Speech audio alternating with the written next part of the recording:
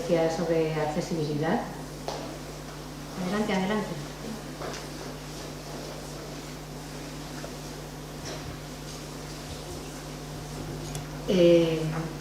Bien, un tema que va más allá de la mera adaptación de productos y servicios a las necesidades con personas con discapacidad. Se trata de un enfoque de diseño inclusivo que busca que todos los usuarios y usuarias puedan acceder y utilizar de forma satisfactoria los productos o servicios que diseñamos. En este sentido, me alegro de tener hoy aquí a Vicent Sanchis, que nos invita a reflexionar sobre la importancia de la igualdad, la diversidad y la justicia en nuestras acciones y decisiones.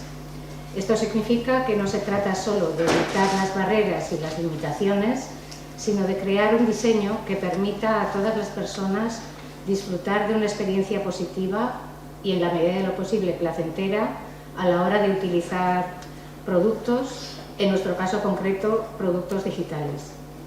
Desgraciadamente, más de 1 billón de personas, aproximadamente un 15% de la población mundial, son personas con uno o varios tipos de discapacidades. Y los dejamos atrás o los dejamos de lado cuando no practicamos diseño inclusivo y responsable. La accesibilidad no solo requiere las medidas técnicas y legales, sino también una conciencia social y cultural que promueva la inclusión y el respeto por la diversidad. Simone de Beauvoir decía que la igualdad puede ser un derecho, pero no hay poder en la tierra que pueda convertirla en un hecho. Creo que es responsabilidad de todos y todas que esta frase deje de tener vigencia. No solo es una cuestión de empatía, sino de justicia. Así que, bueno, Vicent Sanchis, es doctor en optometría y ciencias de la visión, consultor de accesibilidad web y digital, perito de accesibilidad web, desarrollador de aplicaciones con tecnologías web, asesor científico y conferenciante. Muchas gracias por vuestra atención y ahora la palabra es suya.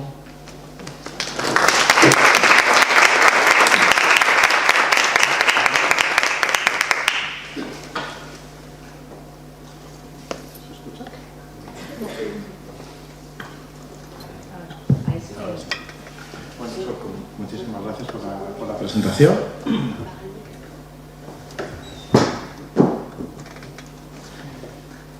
Bueno, yo vengo a hablaros un poquito sobre diseño accesible, diseño responsable. Pero antes, esto no me gusta que sea una conferencia, no me gusta estar yo hablando aquí haciendo un monólogo, entonces que sea un poco más una conversación, interrumpidme cuando queráis y plantead las cuestiones que queráis. Me gustaría saber más o menos qué perfiles están siguiendo hoy la charla. Me refiero, ¿hay alguien que sepa programar con HTML? Vale. ¿Alguien que se dedique más a la parte de diseño visual? Vale. ¿Y aquellos que no habéis contestado? Orientadme un poquito. Un poquito, bueno. Vamos a hablar más de código que de cuestiones gráficas y de diseño. Yo siempre pongo esta diapo porque normalmente la gente cuando me presenta se lía con mi apellido o con mi nombre, pero Sorkun lo ha hecho fenomenal, así que, bueno, pues no tengo mucho que añadir. Soy Vicent, soy consultor de accesibilidad web y doctor en ciencias de la visión. ¿Y ahora? ¿Qué quiere pasar? Bueno. La sinopsis de la charla, que es lo que podíais ver. La accesibilidad es cada día más un requisito fundamental en muchos proyectos web o digitales. Y hay requisitos legales a nivel legal. Si hay dinero público, tiene que cumplir con unos estándares de accesibilidad. Y, si no quiere pasar mal, es un requisito fundamental, pero que ningún proyecto puede ser accesible si no nos preocupamos de que lo sea. No sucede por casualidad.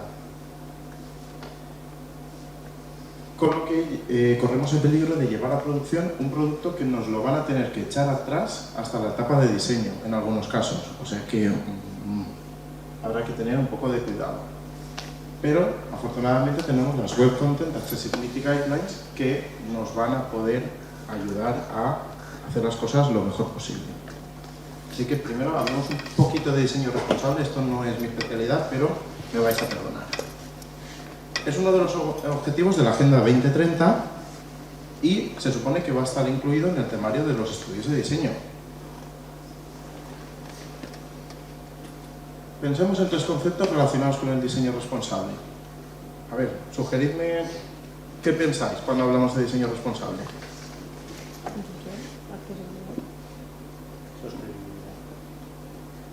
Muy bien, sostenibilidad. Nos preocupamos por el medio ambiente y el diseño tiene un papel fundamental en la sostenibilidad. ¿Alguna idea más? Inclusivo. Inclusivo, sí. Pero, ¿qué os parece solidario? Producción solidaria, algodón ecológico, la producción de la ropa tiene que ser responsable también. Y un último concepto que, más o menos, ya lo habíais dicho, inclusivo, accesibilidad, mayoritario, que sea útil para la mayoría. Entonces, si unimos los conceptos solidario y mayoritario, a mí se me enciende la bombillita y pienso en accesibilidad. Para la RAE es la condición que deben cumplir los entornos, productos y servicios para que sean comprensibles, utilizables y practicables por todos los ciudadanos, incluidas las personas con discapacidad. Y aquí la RAE ha soltado otro concepto, discapacidad. Accesibilidad versus discapacidad. ¿Dos conceptos opuestos? No lo sé. Vamos a jugar un juego que todos hacemos inconscientemente y que a mí no me gusta para nada. Y es, vamos a prejuzgar. ¿Qué le pasa a la persona que está a la izquierda? Lleva un bastón. Asumimos que es ciego. ¿Tiene una discapacidad? Depende de la situación. Depende de la situación, pero podemos asumir que una persona ciega tiene una discapacidad. ¿Y a la persona que está en el centro? Es una persona mayor. ¿Las personas mayores tienen una discapacidad? Sí. No necesariamente, pero sí que es verdad que algunas capacidades van degenerando con el tiempo. Entonces, como la etiqueta de discapacidad, yo no la asignaría per se a una persona mayor, pero sí que es verdad que es un colectivo que tiene mayor prevalencia de porcentaje de discapacidad adquirido con el tiempo. ¿Y la última persona? No sabemos qué le pasa a la última persona. No podemos asumir si tiene una discapacidad o no simplemente viendo la situación. Pero, ¿y si yo os digo que se está agobiando porque en pleno agosto a las 12 del mediodía llega tarde a una entrevista de trabajo y se está quedando sin batería?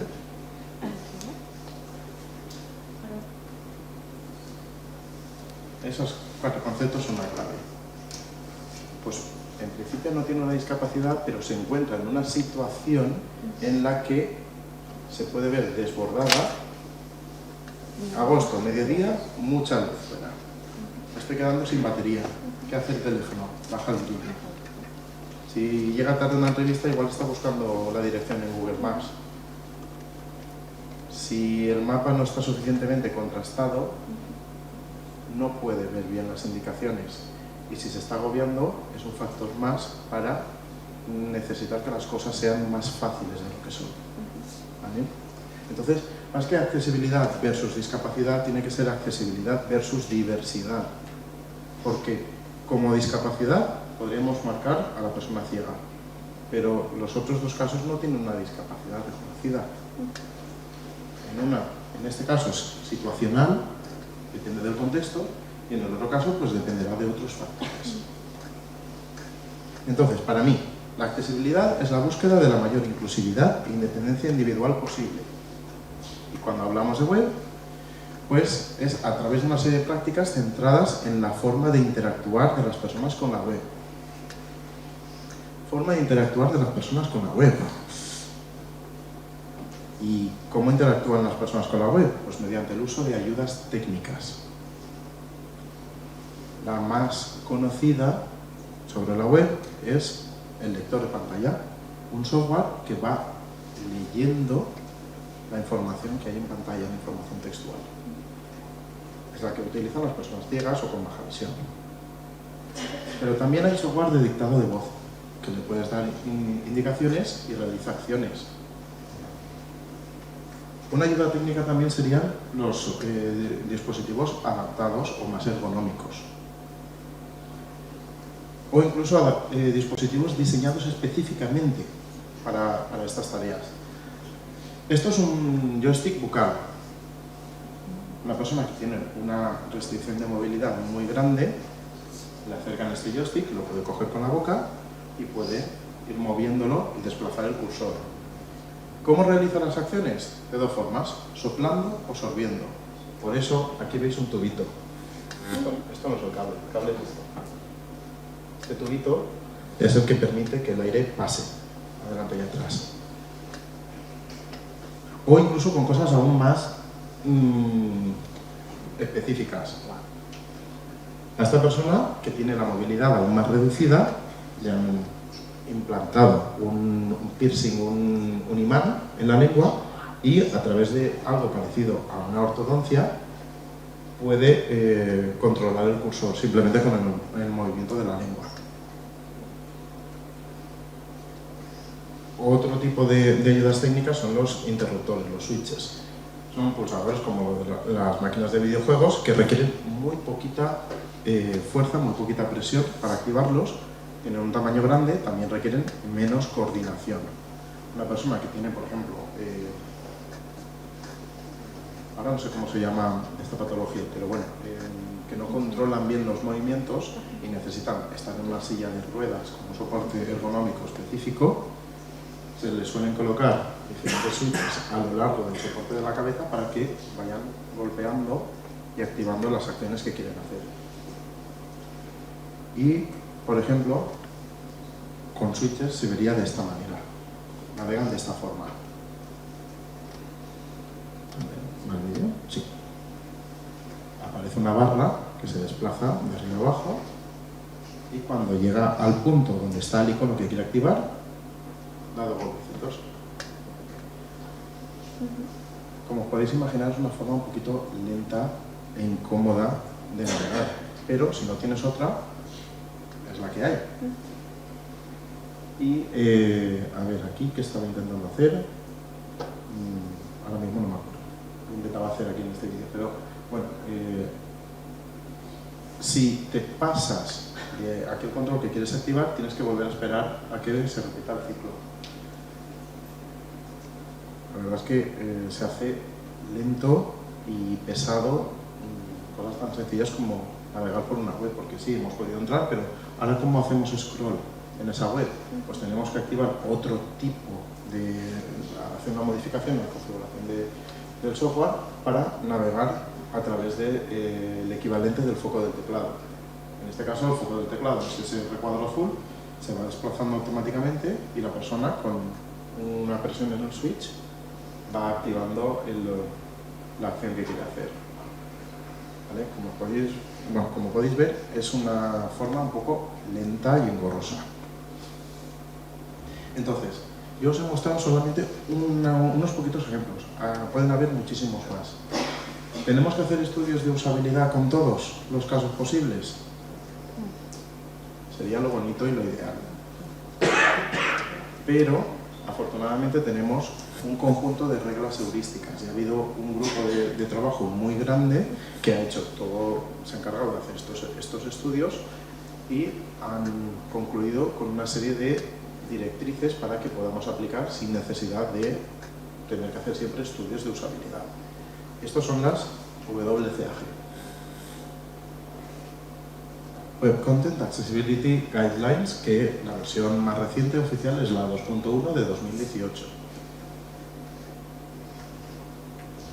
Estas guías las genera la W3C, que es el consorcio internacional que controla los estándares de programación HTML, CSS, entre otros. Parte de este consorcio es el grupo de la Iniciativa de Accesibilidad Web, o WAI en inglés, y su trabajo principalmente son estos tres conjuntos de guías: las de contenido web, las de herramientas de autoría y las de agentes de usuario, en general los navegadores. Porque si no hay tres conjuntos de guías, este no sirve para nada. Si el navegador hace lo que le da la gana, la web no es accesible.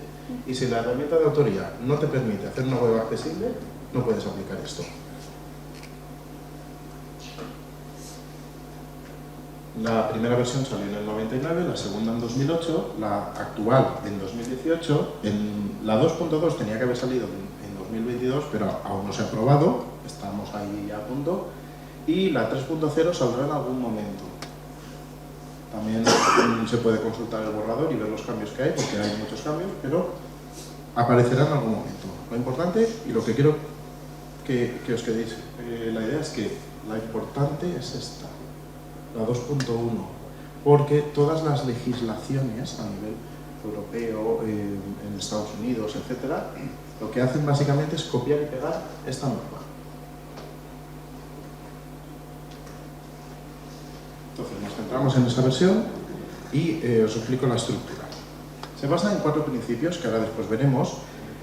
Esos principios contienen un total de 13 pautas. Estas pautas tienen 78 criterios y nos dan más de 550 ejemplos técnicos. Cuando se hace una auditoría, lo que se hace es validar los criterios, si pasa o no pasa. La pauta es un texto, digamos, genérico, y el criterio intenta ser un poco más específico de debes de centrarte en esto, pero nunca hacen referencia a ningún tipo de tecnología en concreto. Para eso están los ejemplos. Los ejemplos son fáciles de cambiar, los criterios ellos no los cambian de hoy para mañana.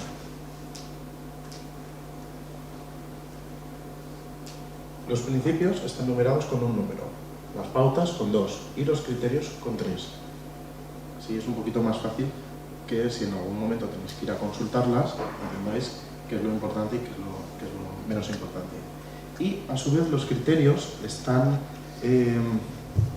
clasificados en 3 niveles: nivel A, nivel AA y nivel AAA. Nivel A son los criterios que solucionan las barreras de accesibilidad más serias, las que impiden el acceso total a la información para ciertos colectivos. El nivel AA son las que generan una serie de problemas bastante molestos para determinados colectivos. Y el nivel AAA son aquellas que mejorarían la usabilidad y la experiencia. A nivel legal hay que cumplir mínimo con el nivel AA. Para cumplir con el nivel AA, todos los criterios de nivel AA tienen que pasarse y a la vez todos los criterios de nivel A. Por ejemplo, el criterio 141, uso del color, es de nivel A. No se debe de usar el color como vehículo exclusivo de información. Eso es fácil. Ya no es por las personas que ven mal los colores, es que si tenéis un monitor monocromo, pues no sirve que se use el color como forma de codificar. Un ejemplo de nivel AA sería que el foco del teclado sea visible.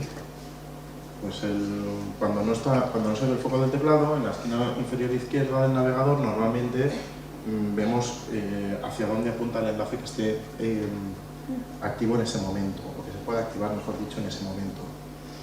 Y un criterio de nivel AAA sería que las palabras infrecuentes pues se cuenta con algún tipo de mecanismo para obtener una definición que facilite la lectura sin tener que ir a buscar un diccionario. Bueno, pues, los principios son estos: perceptible, operable, comprensible y robusto. Y básicamente en ese orden. ¿Por qué? Porque es fundamental que la información o la forma de interactuar con la página web o la aplicación no sea invisible para todos los sentidos de una persona.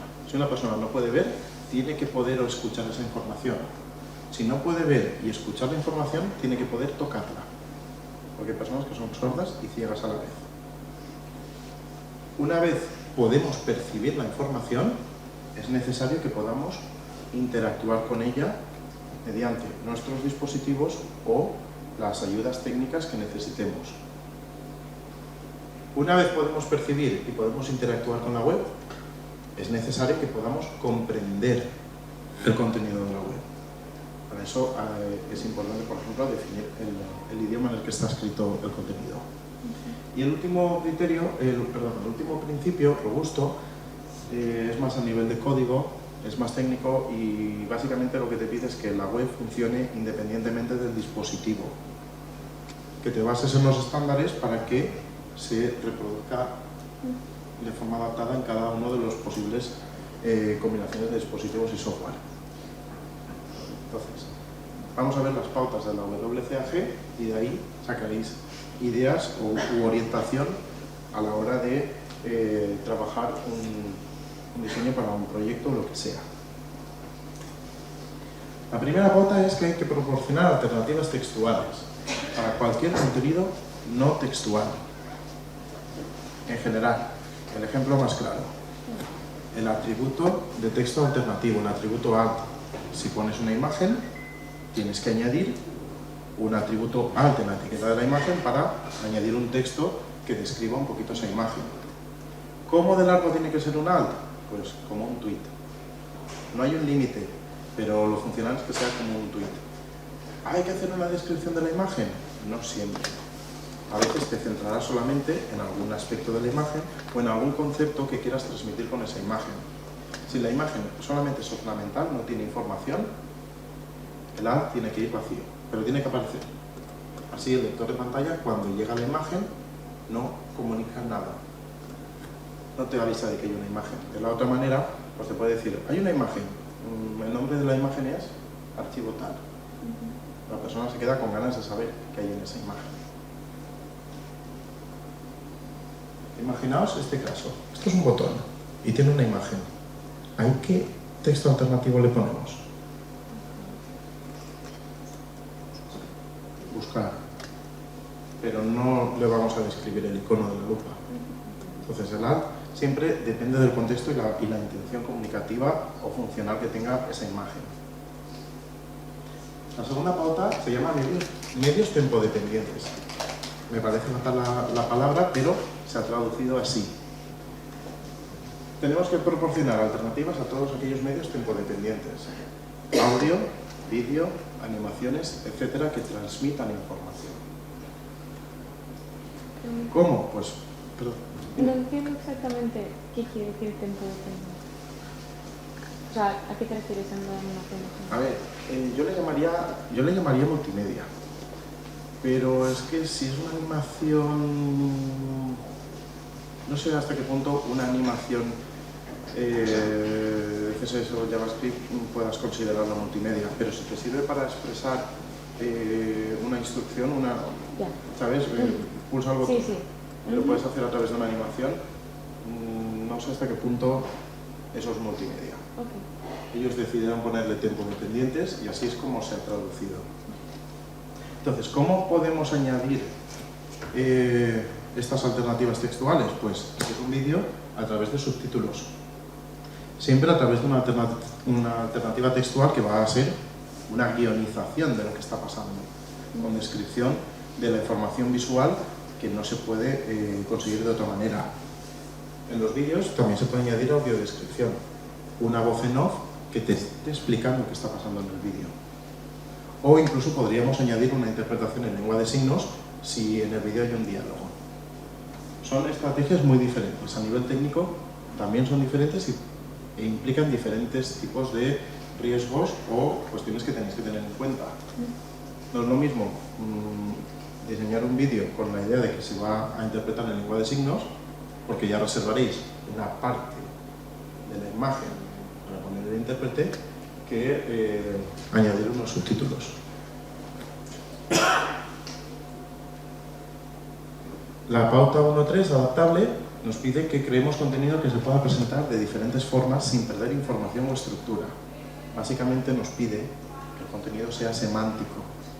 Semántico es respetar bien el objetivo de cada una de las etiquetas HTML. Que cuidemos el orden de lectura. El orden de lectura para las ayudas técnicas, los lectores de pantalla, por ejemplo, es el orden en el que aparecen en el DOM. Si por CSS me recolocáis las cosas, El lector de pantalla va a anunciarlo en el orden en el que está en el código, no en el orden visual. Entonces el orden visual tiene que intentar respetar el orden de lectura. Sí, dime. Tengo una pregunta. ¿Y cuando lea el código que genera WordPress? Sí. ¿Qué? El código de WordPress no es tan limpio, ni siquiera está tan ordenado de la misma forma como para que sea tan sencillo de comprender. ¿Sí? ¿Estás segura? 100%. ¿100%? Divi, por ejemplo, nosotros utilizamos Divi a veces como si Espera. Estás usando un constructor visual sobre el WordPress. Es que no es lo mismo. No es lo mismo. Yo colaboro con el equipo de WordPress de accesibilidad, entonces por eso podemos entrar a la discusión, pero si tú usas un tema Accessibility Ready que ha sido revisado, ese código es bastante limpio y al final da igual que haya una cantidad de divs enormes. Lo que yo digo es, si tú has puesto unos bloques de texto en un orden determinado y después a través de CSS o de JavaScript me los vas modificando de sitio, el orden de lectura en un lector de pantalla y el orden visual no van a coincidir. Entonces es posible que el significado cambie. Ya no depende mucho de la herramienta, sino más bien de lo mal que utilicemos la herramienta. Entonces con WordPress se pueden hacer cosas muy bien y se pueden hacer cosas terriblemente mal. Y con constructores visuales pues es más probable que sean horrendamente mal. Pero eso ya es responsabilidad de quien lo usa, no de la herramienta. ¿Sí? Más o menos, pero sí, coincido contigo. El problema es la PowerPointización del desarrollo de la web. Si tú desarrollas una web para un conjunto de la gente que se dedica a ello, es usar un PowerPoint y no saber la semántica mínima del HTML, vamos mal. Porque si no sabes la semántica, no puedes elegir bien los elementos. Lo mismo con Divi o con el constructor que sea. Y, por ejemplo, también hay que evitar las características sensoriales. Un ejemplo de semántica. Esto, si lo queremos hacer con HTML, ¿cómo lo haríais? ¿Lista numerada? Una lista no ordenada. Pero también lo podríamos hacer con 3 párrafos. Estas dos cosas al final vendrían a ser la forma de representar lo otro.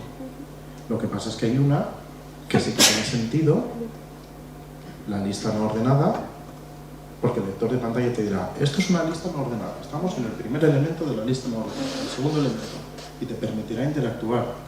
En cambio, de esta manera es un párrafo que tiene un guión delante.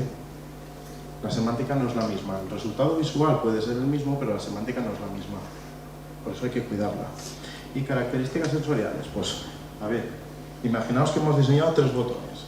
El diseño no es lo mío, se nota. Si las instrucciones hacen referencia a pulsa el botón de la izquierda para aceptar. ¿Y qué pasa si el dispositivo te muestra los botones en vertical? Que tu referencia que habías escrito en tus instrucciones ya no vale. Podríamos pensar una alternativa. Pulsa el botón en forma de pentágono para cancelar. Pero ¿y qué pasa si la persona ve mal o muy mal? Que hemos perdido esa información.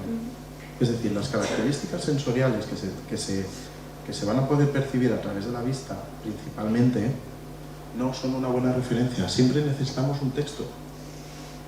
Sí, no, enviar, cancelar, ese tipo de cosas son las que funcionan de verdad. Que las puedes complementar y potenciar con el diseño, si es fenomenal. Pero que una cosa no sustituya a la otra, sino que vayan juntas. Otras dos formas de respetar esta pauta de adaptable es orientación. No obliguéis a que el dispositivo esté en una orientación fija, a no ser que esa orientación sea necesaria. Por ejemplo, Instagram necesitas usar el dispositivo en vertical. ¿Tiene sentido? Sí. Pero en la web, la versión web, puedes usar un dispositivo en horizontal. Y muy importante, ahora veréis un ejemplo, identificar el propósito del input. Eso ahora hablaremos. ¿Por qué no hay que obligar a modificar la orientación? Porque hay personas que no pueden modificar la orientación de sus dispositivos. y depender de una tercera persona para que te gire el monitor, pues es un poco absurdo cuando diseñando las cosas con una filosofía mobile first y adaptable, el contenido se va a poder ver de la misma forma independientemente de la orientación del dispositivo. Y el tema de identificar los inputs, los formularios. Estoy hasta las narices de estos formularios. Es que es más bonito, es que es más minimalista. No, perdona. Tu concepción del mundo es minimalista. Que solamente crees que las cosas bonitas son las que importan. Pero no es así. Es necesario que los formularios tengan siempre etiquetas bien asignadas y que esas etiquetas estén visibles sobre el campo o cerca del campo para que podamos identificar de qué va el campo. Un formulario de 3 campos, si te equivocas, no es un drama. Pero ahora pensad en un formulario, no sé, la declaración de Hacienda. Si la declaración de Hacienda, en vez de etiquetas, tuviese placeholders como esto, apague y vámonos. Tendrías que ir borrando para saber qué narices tenías que poner en ese campo. No es práctico. Pero la tendencia yo ya sé que es esto. Y hacerlo más minimalista, incluso que no se vea la caja. Una línea finita debajo y tú ahí asumes que eso es un campo. Demasiadas cosas. Pueden estar las dos cosas, sí. De hecho, es que la finalidad del placeholder es darte un ejemplo, una sugerencia. No es identificarlo. De hecho, tendrías que ver en las propiedades en las herramientas de desarrollador si, usando un placeholder, el nombre de ese campo es el del placeholder. Otra pauta es distinguible. Facilita que se pueda ver o escuchar el contenido. ¿Eso cómo lo hacemos? Mediante el uso del color, mediante el control del audio. Hay páginas web, hay gente que le gusta poner música de fondo en la página web. Por desgracia. Por desgracia. No se pone música de fondo. La persona que, por ejemplo, navega con un lector de pantalla, tiene que escuchar al lector de pantalla, no la musiquita que a ti te gusta. Por mucho que sea la mismísima Rihanna o la Beyoncé, no. Para eso ya está Spotify. La gente que lo ponga en paralelo y chimpum. A ver, Vicente, una cosa. Yo tengo entendido que se puede utilizar sonido siempre que tú puedas dejar que el usuario lo apague. O sea, si tú tienes un botón de encender, apagar o quitar el volumen, se supone que el lector de pantalla también avisa de que hay un control para parar o para iniciar y entonces deja de molestar. Sí. Puedes usar sonidos que duren menos de 5 segundos o que des la opción de pararlo o pausarlo. El problema está en dónde colocas ese control. Porque el lector de pantalla te va a tener que ir anunciando todo lo que hay antes. No llega primero al control si tú no lo piensas de esa manera. Entonces, no sé, imagina una página web de un hotel que tienes en el menú un montón de cosas, informaciones, fotos y a la parte de abajo hay un vídeo de YouTube que se reproduce automáticamente. Ya, no, reproducciones automáticas no, eso no está claro. Entonces, se puede, pero no siempre es usable, porque hasta que llegues al control que te deja pararlo, vas a tener que estar escuchando. Si tú dependes del oído para poder saber que vas a activar lo que tú quieres, ahí puede entrar en conflicto. Entonces, mi consejo es siempre evitarlos. Que siempre que sea la persona que está viendo la página la que active las cosas a voluntad y no lo decidamos nosotros, a excepción de que sea imprescindible para la funcionalidad. A ver, yo te digo porque yo acabo de hacer un caso con una animación. Es posible que a gente que tenga problemas de, lo que sé, epilépticos o lo que sea, esa animación le cause problemas. Yo lo he solucionado poniendo un stop, o sea, se puede parar la animación al que moleste y también poniendo dentro del CSS que se elimine la animación directamente. O sea, una media con eliminación de la animación, para quien lo decida ver así. Claro, sí. A ver, sí, pero ¿y si el ataque antes? Ya. A ver, Es que ahí es donde está un poco el dilema. Entonces sí, hay que proporcionar las opciones técnicas, pero en general yo soy más de pensar que no.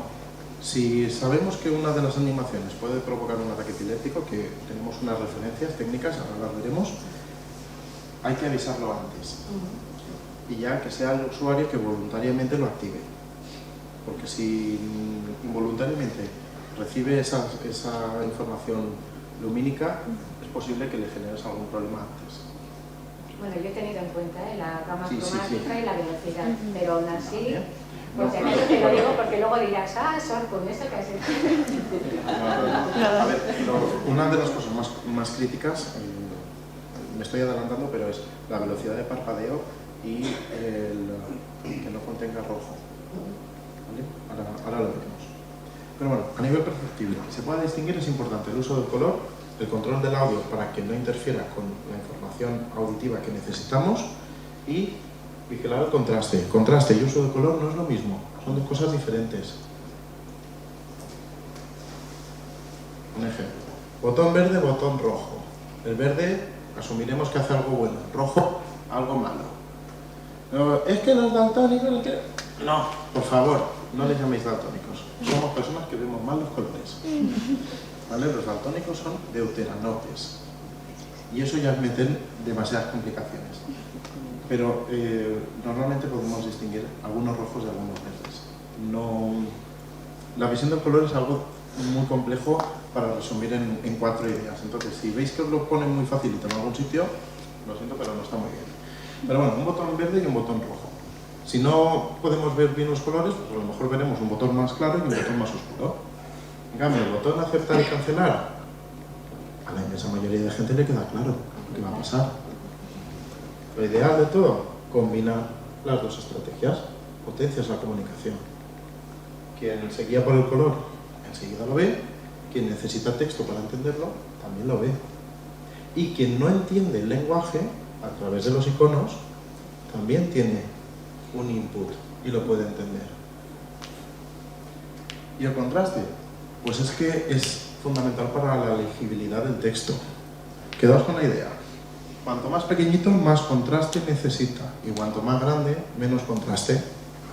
Por eso cuando vais a usar una calculadora de contraste, veis que hay dos resultados. Texto normal y texto grande. Texto grande se permite que tenga un poquito menos de contraste. No obstante, si usáis las calculadoras de contraste encontraréis a veces combinaciones de colores que decís, esto no contrasta. Y esta combinación que a mí me gusta me dice que no. En la Wcag 2.1 hay un problema en el algoritmo y para la 3.0 ya se ha solucionado y funciona muy bien. Funciona muy bien. Y el contraste también se aplica a los elementos de la UI. No es lo mismo que se vea bien el campo que no se vea. El minimalismo, lo justo siempre que no fastidie la usabilidad ni la experiencia del usuario. Al final, a los usuarios no hay que hacerles pensar, hay que ponerles las cosas sencillas. Si tú quieres que compren, tienes que ponérselo fácil. Si tú quieres que te den sus datos, tienes que ponérselo fácil.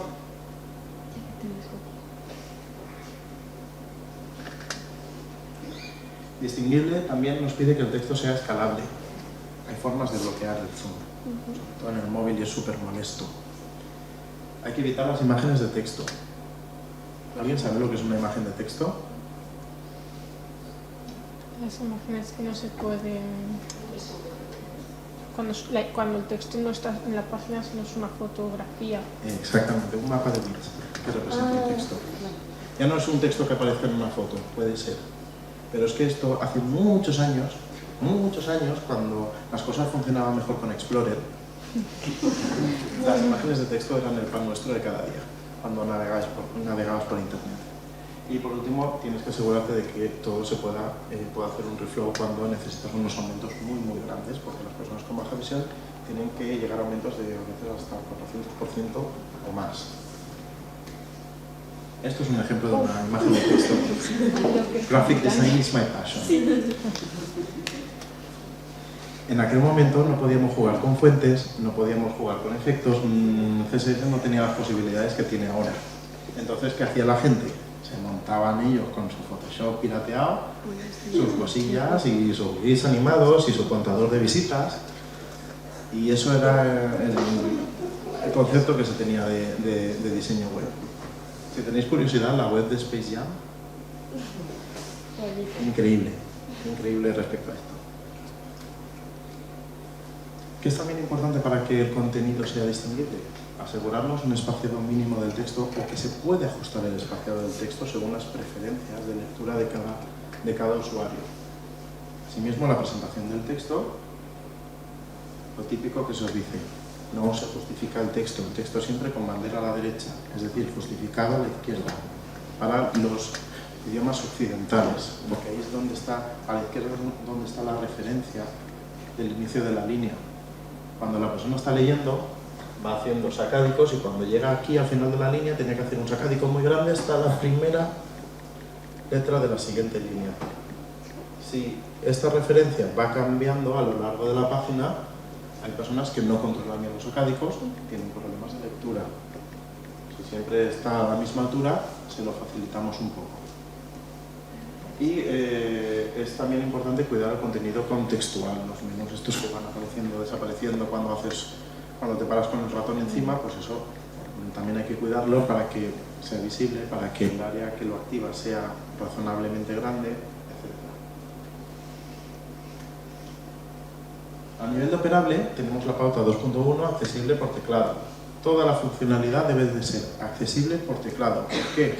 Porque todas las ayudas técnicas que hemos visto a nivel de interacción simulan un teclado. Los switches son botones, son teclas de un teclado, se configuran para que repliquen una tecla específica del teclado. Entonces, si nos aseguramos que toda la funcionalidad se puede utilizar por teclado, perfecto. Y para ello tenemos que asegurarnos de que no hay trampas de teclado, los típicos pop-ups. Llega al foco del teclado, empiezas a navegar, siguiente, tap, tap, tap, no puedo salir, escape, no lo puedo cerrar, no hay una forma de cerrarlo si no es con un ratón. Eso sería una trampa de teclado. Y hay aplicaciones web que tienen atajos, combinaciones de teclas, Google Docs. El problema es que algunas de esas combinaciones de teclas pueden interferir con mi ayuda técnica, con el lector de pantalla, porque los lectores de pantalla se utilizan mediante combinaciones de teclas. Si coinciden, el ordenador hará caso a una herramienta y no la otra. Entonces, los atajos por combinaciones de teclas, si no es imprescindible, olvidaos. Y si tienen que estar, tenéis que dar la posibilidad de reconfigurarlos o desactivarlos. Suficiente tiempo. Hay que dar suficiente tiempo para leer y usar el contenido. Yo entiendo que por seguridad o por la razón X, pues no puedes tener un carrito de compra activo durante 32 horas. Pero de ahí a poner un límite de tiempo de 5 minutos y no avisar al usuario, que también pasa a veces, pues se va un mundo. Entonces, si es imprescindible por cuestiones de seguridad o lo que sea, tenemos que dar siempre un límite de tiempo ajustable y hay que avisar al usuario. Habrá que diseñar cómo tienen que ser esos controles y dónde los sitúas para que fácilmente los pueda activar. Y si en realidad es un contenido en la página que se está moviendo el solo, la típica ventanita al lado que va cargando tweets, va cargando información, pues hay que poder pausarla, pararla o esconderla, porque eso distrae. Reacciones físicas. Ahí es donde está la pintura. Tenemos que evitar diseñar contenido que se sepa que puede provocar reacciones físicas, ya sea un ataque epiléptico o mareos. ¿Cómo lo hacemos? Evitar que cualquier cosa parpadee a 3 hercios o más. 3 hercios es 3 veces por segundo. Si parpadea a menos velocidad, es mucho más difícil que provoque una reacción fotosensible. Hay una norma que es un poquito más laxa que te avisa sobre el tamaño en estéreo radianes que subtiende desde la pantalla. Eso es complicado de calcular. Eso es complicado. Eso lo calculábamos nosotros en fotometría y yo lo recuerdo como una pesadilla. Así que directamente a la norma más restrictiva, que nada parpadee más de 3 veces por segundo. Y así nos evitamos un susto. Y que las animaciones sean desactivadas. En ese caso, fenomenal. Típico caso de la gente que le encantan los constructores visuales y ahí con Elementor empiezan a meter un montón de animaciones porque ahora cuando haces scroll esto aparece por aquí, aquello se va por allá. Pues eso distrae a la mayor parte de la gente y incluso puede marear. Si tú quieres que te compren, no les distraigas ni les marees. Y está censurado. No tengo los derechos para poneros esta imagen, pero sabéis quién es. Y sabéis de qué se le culpó, ¿no? No. No. Mm. Hubo un capítulo de Pokémon en la primera temporada que envió a un montón de niños al hospital por una reacción fotosensible. No fue Pikachu, fue Polygon. Y fue un ataque de Polygon. Habían unos flashes rojos y azules que iban alternándose. Y eso provocó ataques fotosensibles en un porcentaje considerable de niños. Entonces, suele ser el caso típico. Por cierto, los Simpson también se burlan de ese... Si lo buscáis está bien, de los Simpson. Burlándose en este caso. Siguiente pauta es navegable. Hay que ayudar a los usuarios a navegar, encontrar el contenido y saber dónde están. Ponérselo fácil. ¿Cómo? Mediante formas de saltar los bloques. La más básica se llama skip link, enlaces de salto. Y eso normalmente, por ejemplo, los temas de WordPress Accessibility Ready lo tienen. Es un enlace que está oculto y es el primer elemento que coge el foco en la página. En el momento en que recibe el foco, el enlace se vuelve visible. Si habéis trabajado en el diseño de la página y os habéis olvidado del enlace de salto, ese enlace no tiene un diseño coherente con el resto de la página. Pero es necesario que esté. Hay que darle títulos a las páginas. Es de cajón, pero es que hay mucha gente que le pone el mismo título. Cada página en un sitio tiene que tener un título específico. Y hay que vigilar el orden del foco, que debe de ser predecible y lógico y más o menos coincidir con el orden de lectura. Ahora os voy a enseñar una de las páginas que he encontrado con más errores. Ver. Para el Vaticano. ¿Qué son estos gráficos? Estos gráficos representan cómo evoluciona el foco de teclado a medida que vas navegando por la página con la tecla Tab. El 1 está aquí abajo a la izquierda. Filtra por siglo. Sí, puede ser muy útil filtrar por siglo a los sumos pontífices. Pero es que yo empiezo a ver... Yo, cuando entré en la web, pensaba que íbamos a ir a la Santa Sede, a Francisco, no sé. Porque para los occidentales, el orden del foco del teclado debería empezar por arriba a la izquierda. En una web que tiene tantos elementos. Si lo quieres poner arriba a la derecha, tienes que preocuparte de que tu diseño destaque eso y no compita con otros elementos. Entonces, fijaos que salta del 1 al 2, que está arriba a la derecha, después baja al 3, 4, 5, va hacia la izquierda, salta a la foto del Papa Francisco, baja, después aquí hace un patrón en Z, ¿vale? Sentido de lectura fenomenal, y ya se viene aquí y aquí ya vuelve a hacer un poquito de caos. ¿Vale? Demasiado complejo. Si estáis navegando con un teclado, con unos switches, tenéis que ir dándole golpecitos con la cabeza y no se ve y no tiene sentido y no sabéis cuántos golpes tenéis que dar para llegar al elemento que os interesa, pues os vais. Y no podéis enteraros de la historia de los sumos pontífices. ¿No han hecho investigación de usuario? No, pero yo creo que sus usuarios tampoco se quejan mucho. Debe de ser eso. Porque si das feedback, les prestas atención. Si tú das feedback de cualquier cosa, al final te prestan atención. Entonces ahí nos han quejado mucho. Otras formas de asegurarnos de que la página web o la aplicación sea navegable es añadir múltiples formas de llegar a las diferentes páginas dentro de un sitio web, ya sea a través de una función de búsqueda, a través de un menú, a través de un mapa web. Usar correctamente los encabezados y etiquetas que tengan sentido. Los encabezados estructuran la información, no están ahí para poner texto más grande y más bonito, sino para indicar qué es lo que vas a ver a continuación. Indicar la posición en el sitio web, las migas de pan que te orientan, estás aquí. O en este proceso vamos a rellenar un formulario de no sé qué y te lo hemos dividido en 5 etapas. Estás en la etapa 2 de 5. Ese tipo de cosas. Y por último, el texto de los enlaces. Esto para mí es súper fundamental y yo soy muy talibán. Haz clic aquí. Eso no sirve para nada. Los usuarios del lector de pantalla, una de las cosas que pueden hacer es sacar un listado de todos los enlaces que hay en la página y escucharlos. Si los enlaces son de este tipo, haz clic aquí, o sí, haz clic aquí, ¿qué pasa? No lo sé. Una cosa de este ejemplo está bien, y es que el enlace está subrayado. Soy talibán, los enlaces tienen que ir subrayados. No le deis vueltas. Si están rodeados de texto, para diferenciarlos del texto tienen que ir subrayados. ¿Cómo se mejora esto? De esta forma. Desde este enlace puedes acceder al manual de usuario. El texto del enlace ya me dice lo que es. Si queréis mejorarlo más, manual de usuario, PDF 1,2 megas. De esta forma les damos a todos los usuarios la misma información y pueden decidir si les interesa o no les interesa. Haz clic aquí, no sirve para nada, no es navegable.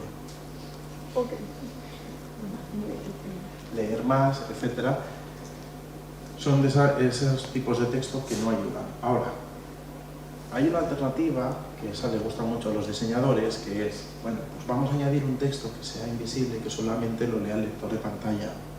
Entonces veréis que hay muchos sitios que ponen seguir leyendo, pero después el lector de pantalla te dice seguir leyendo y el texto de la entrada o lo que sea. Pero eso para mí es un poco, discrimina un poco porque no le das toda la información a todo el mundo.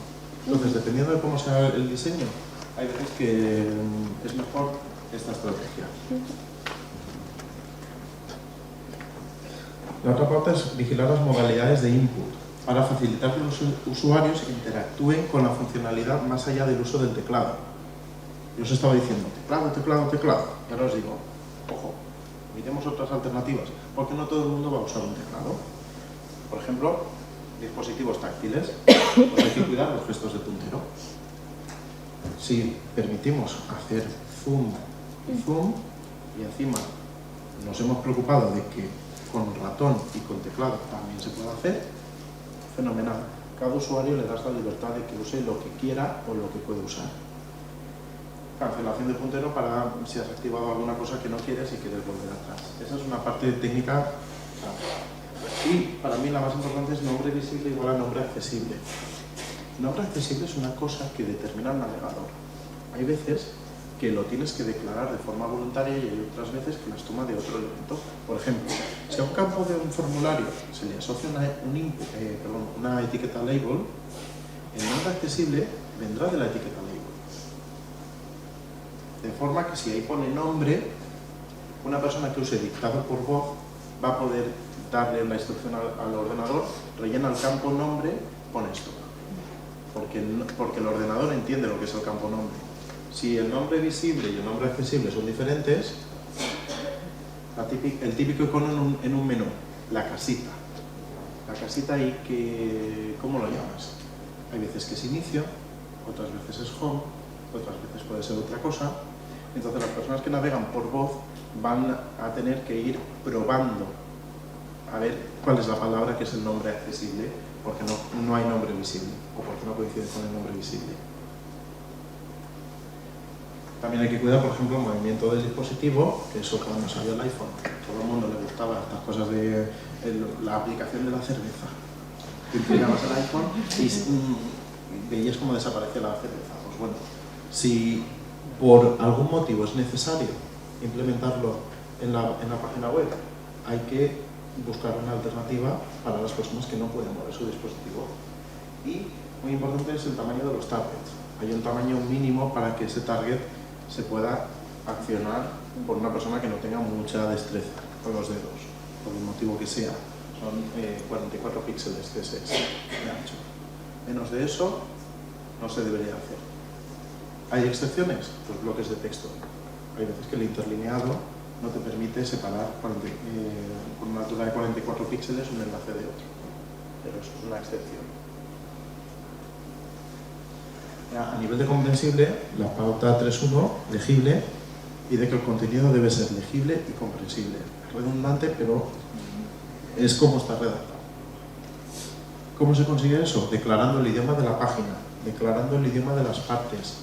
Si se añade un texto que está en inglés, hay que especificar que ese texto está en inglés a través del lang, para que el lector de pantalla pueda pronunciarlo correctamente. No hay nada más ridículo estar escuchando una página en inglés con una pronunciación en castellano. Es horrible. Y vigilar las palabras infrecuentes. También las abreviaturas, cuidar el nivel de lectura, que esto es una parte muy complicada. Hay unas pautas de lo que se llama lectura fácil y eso no siempre es fácil de implementar. Y en algunos idiomas tienen ciertos problemas porque el significado de una misma palabra depende de su pronunciación y eso depende del contexto. A mí en castellano no se me ocurre ahora mismo un ejemplo, pero hay otros idiomas que sí, entonces esto está... ¿Perdón? Pero es que nosotros lo diferenciamos por la forma de escribirlo y por las tildes. Sí, pero si te estamos un lector de contador. Sí, pero en este caso se refiere a que cuando tú lo lees te quede claro qué palabra es. Eso hay algunos idiomas que depende del contexto. Que si tú ves la palabra aislada no sabes cuál es. Entonces se tiene en cuenta... ¿Present en inglés? En Valencia la palabra son de sueño y son de ellos son. O sea, si yo no tengo el contexto, bueno, la pero es pronunciación... que la diferencia no tiene. Sí, pero el sonido... Ya, pero no estamos hablando de sonido. Lo que yo me refiero es cuando veis la palabra suelta. Si yo os la escribo ahí, hay palabras que no puedes tener claro cuáles son. Y hay idiomas en los que depende demasiado del contexto para entenderlo. Entonces esta norma se tiene en cuenta diferentes idiomas, diferentes necesidades. Por eso si consultáis las WCAG veréis que se habla de pronunciación. Pero no se refiere a cómo lo escuchas, sino que te quede claro qué palabra es. Predecibles, que las webs deben aparecer y operar de forma predecible, es decir, que no reinventéis la rueda. Si las puertas son rectangulares, será por algo. En un momento concreto, un arquitecto muy inspirado puede diseñar una puerta triangular, pero si las casas no tienen puertas triangulares es porque no funcionan. Entonces, si los patrones a los que estamos acostumbrados son los que son, es por algo. Y si queremos innovar demasiado en el diseño y la implementación de un proyecto web, corremos el riesgo de confundir. Los enlaces tienen que ir subrayados. ¿Por qué? Porque cuando ves un texto subrayado, tú sabes que va a pasar algo cuando hagas clic. Si un texto subrayado no es un enlace, va a generar confusión y frustración. De forma que cualquier cambio en la página que nos lleve a algún sitio tiene que ser a petición. No se puede aceptar que los cambios vengan de un movimiento del foco del teclado o un input. Por rellenar un campo de un formulario, ese formulario no se puede enviar. Pero hay gente que considera que sí. Y el diseño, la posición de los elementos, la identificación de los elementos visual y de código tiene que ser consistente a lo largo de todo el sitio. Cada página no puede tener un diseño completamente diferente. Para asistir en el input tenemos que ayudar a evitar y corregir los errores en formularios básicamente. ¿Cómo? Proporcionando etiquetas o instrucciones, identificando los errores que comete el usuario y dándole sugerencias sobre cómo tiene que rellenar ese campo. Además, técnicamente es posible prevenir cierto tipo de errores. Si tú a uno de los campos le dices es de tipo email, si no escribe correctamente un email, no va a permitir enviar el formulario. Eso ocurre en el navegador. No necesitamos recibir el formulario y validarlo desde el servidor. Y proporcionando una ayuda contextual, que evidentemente esa ayuda contextual se va a tener que diseñar a nivel visual. La forma básica de proporcionar instrucciones es antes del formulario. La forma básica de indicar con campos obligatorios es ponerlo entre paréntesis. Estamos acostumbrados al asterisco, pero si lo pones entre paréntesis nadie se muere. Y queda claro que es obligatorio. Si te escribe mal el email, pues hazle una sugerencia. nombre@dominio.com.es. lo que sea. Pero hay gente que no tiene claro cómo se escribe un email. De hecho, a mí me pasó hace unos años. Quería comprar un curso y tenía que introducir mi teléfono. Que no compré el curso. Porque no podía introducir el teléfono. Yo vi todas las combinaciones. Más 34, 0034, separado, junto. En ningún momento me dijo cómo lo tenía que hacer y no compré el curso. Yo en principio no tengo ninguna discapacidad terrible. Pero si encima tienes el hándicap de me cuesta introducir la información, es que te lo pongan fácil, por favor. O, por ejemplo, fecha de nacimiento. ¿Va con guiones? ¿Va con barras? ¿Va escrito? No lo sé, pero dímelo. Dímelo de alguna manera. Y ya por último, robusto, que nos tenemos que asegurar la compatibilidad con los agentes de usuario actuales y futuros, incluyendo las tecnologías de asistencia, como a través de un uso correcto del código. Si hacéis componentes, los programáis desde cero, pues que se anuncie bien el nombre, el rol y el valor. Es una parte técnica que si usáis HTML5 os olvidáis completamente. Y los mensajes de estado, esto sí que es importante y esto sí que se tiene que diseñar bien. Si yo completo un proceso y no recibo un feedback, me quedo con la sensación de que no lo he hecho bien, lo repito, no lo repito. Los mensajes de estado son muy, muy importantes para cualquier usuario. Es decir, que hacer una cosa accesible no es hacer cosas para personas con discapacidad, sino para todos. Y finalmente aquí tenéis las 13 pautas que os deberían de inspirar sobre cómo emprender un proyecto para que tenga un nivel de accesibilidad aceptable y justo para todos. Y con esto ya hemos acabado. Muchas gracias.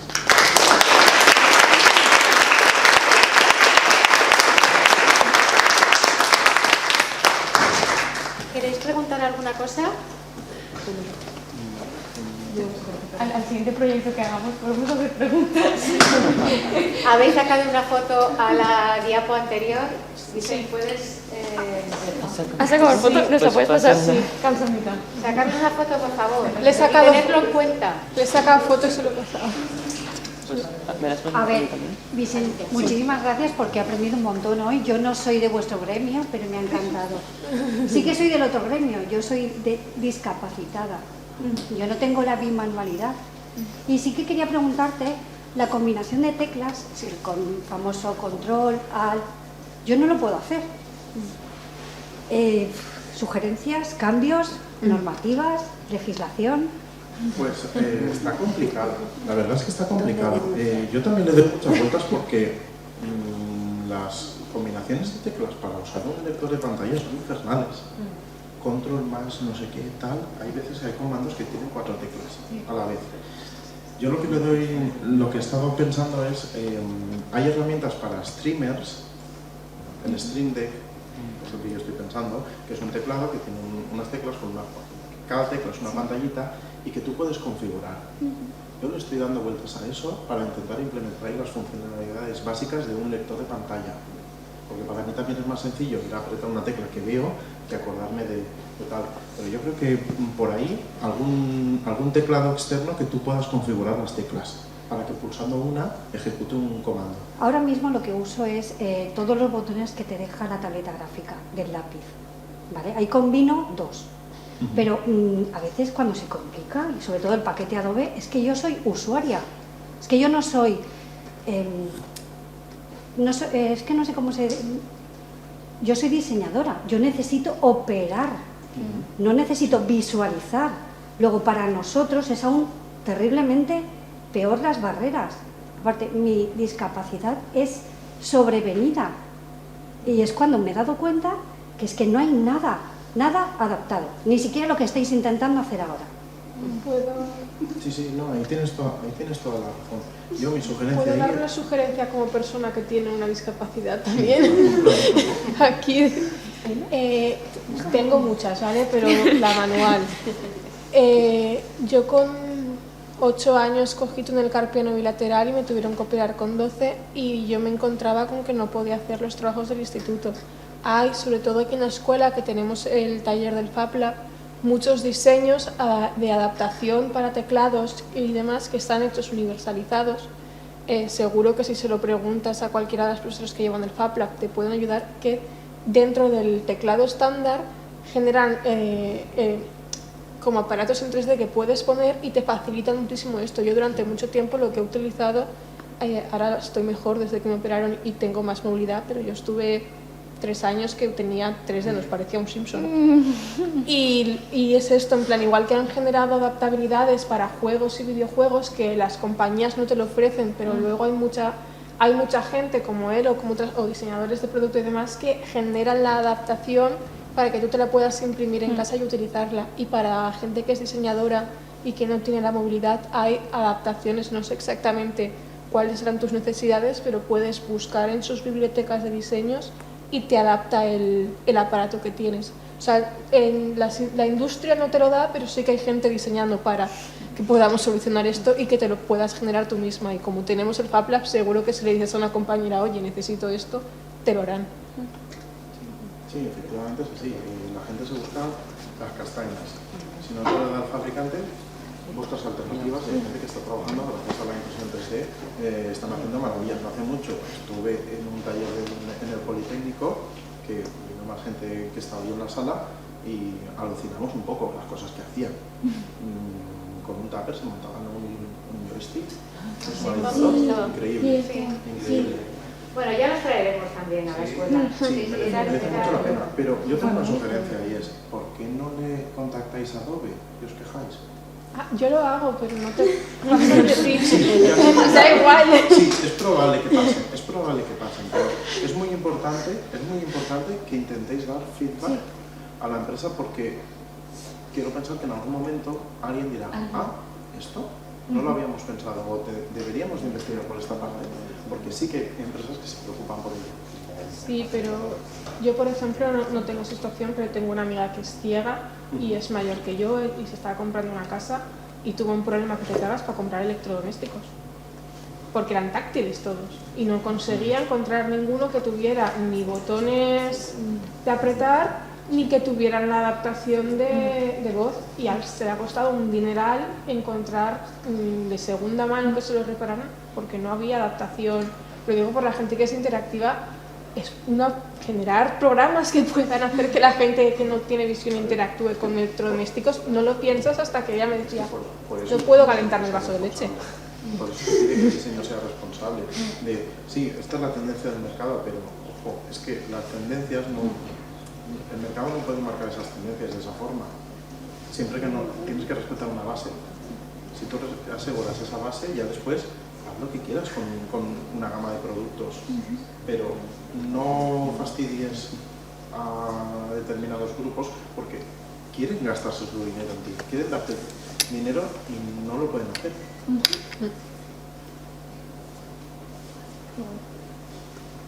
no sé, ¿alguien más? ¿Alguna cosa?